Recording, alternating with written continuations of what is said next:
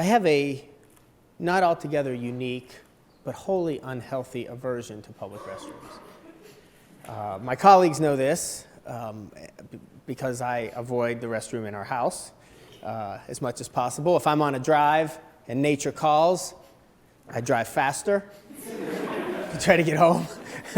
I like the comfort. And it's not a germ thing for me. There's just the issue of the sounds and the smells and the whole thing. It's just the whole thing's weird. And so you may wonder why I decided that I'm going to talk about this. Well, I understood there would be no field research involved with this talk. And so we can sort of move forward in understanding like where we are with regard to negotiating the space in public lavatories. This is a photo. It was taken right here on campus. You may recognize it if you've been in New Hall. Chris Pasco snapped this one for me because I don't creep around in the dorms. That would be bad too.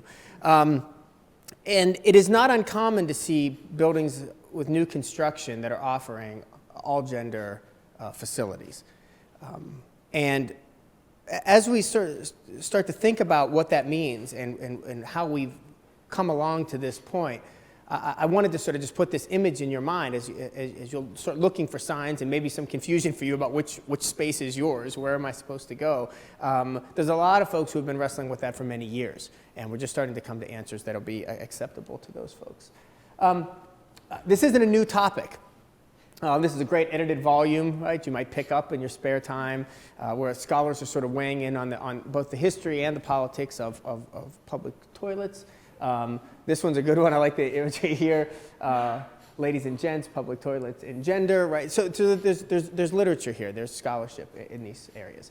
But it's not the first time we had to discuss segregation in public facilities, particularly bathrooms. These signs will be, you'll recognize from Jim Crow era America, particularly in the U.S. South, where white Americans and black Americans were expected to not occupy that same space, to use public facilities separately. And so that part of it is behind us. We don't have those kind of differentiations anymore. We do have this differentiation still. Maybe it's flacos and flacas if you're in a Mexican restaurant or whatever it is. You're going to get some signal when it's time to use the restroom of which one is appropriate, which space is appropriate for you to occupy. And before you get too excited and say, yeah, well, professor, that's because there's biological differences, and so we need to separate those, I'll remind you of what some of the arguments in favor of Jim Crow segregation were. And they're very much rooted in arguments about biology and racial differences and so forth. And so that's too easy. We can't just stop there. But it's important to recognize that this is not, first of all, it's not completely common worldwide to have gender segregated facilities. In many parts of the developing world, it is not common at all. And it wasn't even common here until really into the 19th century, where there were requirements to provide public spaces. But we are mandated to do that now, building codes. There are international codes.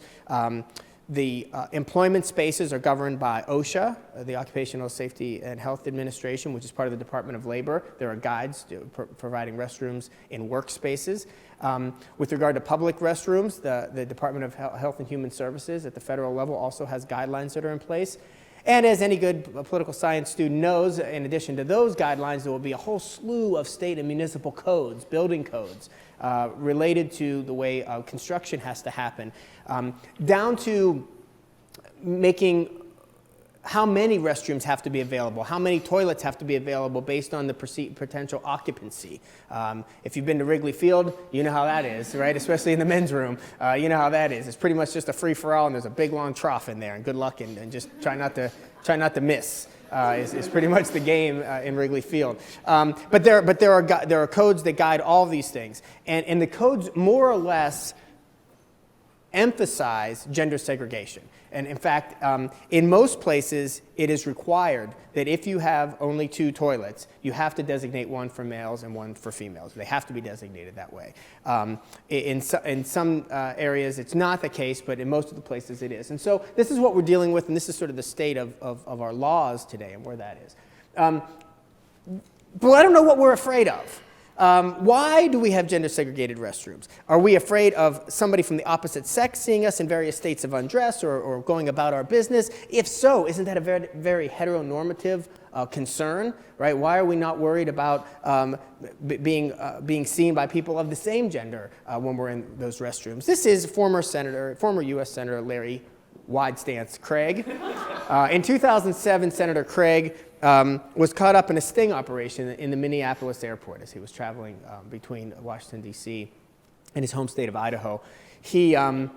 The police had been tipped off that there was some lewd behavior taking place in one particular men's restroom at the Minneapolis airport, and so they set up an operation. Senator Craig was noticed to be moving around in a kind of curious way back and forth on the outside of the restroom, and then inside the restroom sort of peering through a particular stall, and then moving away, and then peering. And at some point, he occupies the neighboring stall, taps his foot a number of times, which the officers understood to be a signal to indicate that a person was interested in engaging in some lewd behavior. Senator Craig's foot then touched the officer's foot in the stall next to him, and his hand reached under the stall, cupped upward was the accusation. Senator Craig argued that he was trying to pick up a piece of paper at one point, and also argued that perhaps he has a wide stance when he uses the restroom, and that's why his foot may have touched the officers next door. So it's not that we are immune from understanding that there might be a sexual activity in public restrooms, whether it's warranted or whether it's wanted or whether it's not. But there's still sort of a really deep heteronormative component to this gender segregation in the restroom. Well, this comes into friction with folks who identify as transgender, because most of our identification with gender has been conflated with sex, particularly sex assignment at birth, right? And so when folks identify as transgender, oftentimes they have a decision to make. They have to either do what I do, which is drive faster and hold it, which isn't a bad idea, whether you're transgender or not, I just would say. Or they have to make a decision about which restroom they're going to use and face potential consequences if they're identified as somebody who, by law, ought not be occupying that space. These kind of facilities, all gender restrooms, can alleviate some of that. We see also that it's not simply about being transgender. It's about having caring for somebody with a disability that might be of the opposite gender. Anybody who's had sort of young kids but not babies have had this sort of situation: do I take my daughter in the men's room? I mean, I've had it, obviously, but what about caring for a disabled adult? Or if you have an autistic child or an autistic person that you're trying to help. All these questions come in. Nobody really cares if a 5-year-old girl's in the men's room. That doesn't really matter. But some women get really upset when a 14-year-old boy is in the women's room, but he's autistic and can't use the restroom without his mother's care or a caregiver's care. So those are all kinds of things we have to think about.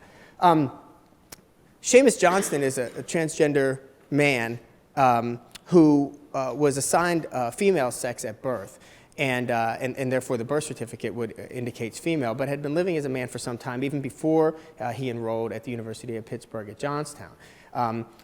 He preferred to use male restrooms and facilities, locker room facilities, as you might imagine, because he identified as male. The institution prohibited that and admonished him on a number of occasions to stop. He refused, and he was expelled from the university. The federal court last fall upheld that expulsion, saying that it was not a Title IX issue and that the university acted appropriately in that dismissal. Other types of conflicts that are happening both at the court level and the legislative level didn't work necessarily that way. For instance, we have proactively in the schools in San Francisco, the elementary schools in San Francisco, all gender restrooms being introduced, and not as a result of any particular student asking for accommodations or any conflicts that were occurring, but as sort of a recognition of the inherent friction that exists in restrooms that are segregated by gender. Just up the road, District 211 in Palatine, of course, if you've been following the news, you know that they've had a lot of conflicts, that there was a transgender girl, a young woman, who was wanting to use the locker room facilities, and the district came up with some kind of compromise where there'd be a separate space in the women's locker room for her to use. Some of the parents were very upset about that. Other parents were very supportive, and so this is sort of an ongoing concern. Here, the federal government was involved in that case too, the Civil Rights Unit of the Department of Justice, and so that's an important one. And as you might expect, it's America. Somebody's making money off of this. There's a company now who specializes in these kind of signs, right? Because you're going to need a whole bunch of signs. Somebody's got to make the signs. But it raises a good point. When there's new construction, as we saw here on campus with New Hall, it makes sense. It'd be very difficult for me to imagine new construction where there wasn't at least a number of all-gender facilities. But what happens to the older buildings? What about our dorms that we already have on campus? What about our other campus buildings that are here? What do we do about those? How can we retrofit in some way? But that also presupposes that we're not paying attention to James Madison. Yes, of course. Every political scientist has a favorite founding father, and every political scientist probably has a favorite Federalist paper. Mine's a little cliche, it's number 10. But we're going to talk about James Madison's argument real quickly here, that he's wrestling with, or asking us to wrestle with, this notion of majority beliefs, passions, and how that's balanced. That will gets balanced against the protection of minority interests. The minority interests here don't have to be transgender individuals. I don't want you to limit yourself to that thinking. But just folks who might believe that it would be better not to have gender-segregated restrooms for any of the reasons that we've discussed here today, right? And so how do we make sense of that in a way that's good for everybody? Because, again, when you're talking about the vulnerability that's involved, some of us are a little more hung up than others on using public facilities. There's some vulnerability involved here, and so people's feelings are at stake. And so these are sensitive issues. But you may remember Ally McBeal. Some of you are old enough to remember Ally McBeal, right? Ally McBeal was a television show about a law firm that was aired in the 1990s. One of the features that is memorable of that show was that the restroom in the office was unisex. It was all gender. Everybody used the same restroom, but it was a multiple facility restroom. It wasn't like just one toilet and then you close the door. So men and women would be in there together. And so this is what the depiction here is. I think that very few people are concerned about having single occupancy, all gender restrooms, right? In some ways, you're happy when you see that. Yeah, I don't have to have anybody beside me when I'm trying to do my stuff. I'm going to be in there by myself. Everybody's okay with that, right? But what if we can't, again, with new construction, we might be able to offer a number of those. Should we be thinking about, though, either retrofitting or maybe not being so hung up? Everybody's biology is about the same in terms of what's going on in there. You're vacating, right? Maybe you're not. Maybe you can do it beside somebody of the opposite gender, and it's not so uncomfortable. I mean, if you think about it, we don't do this at home, but we don't have gender-segregated restrooms at home. I'm guessing most of you in your house weren't like upstairs bathroom for boys, downstairs bathroom for girls, right? You probably don't do that. Everybody just sort of shares. And again, we're comfortable with that as long as it's single occupancy. These are the kind of questions I think they're going to push us to think more and more about where we want to go.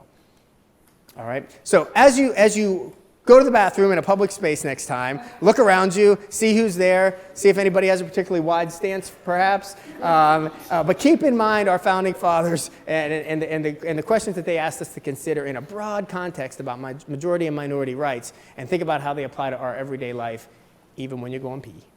Thank you.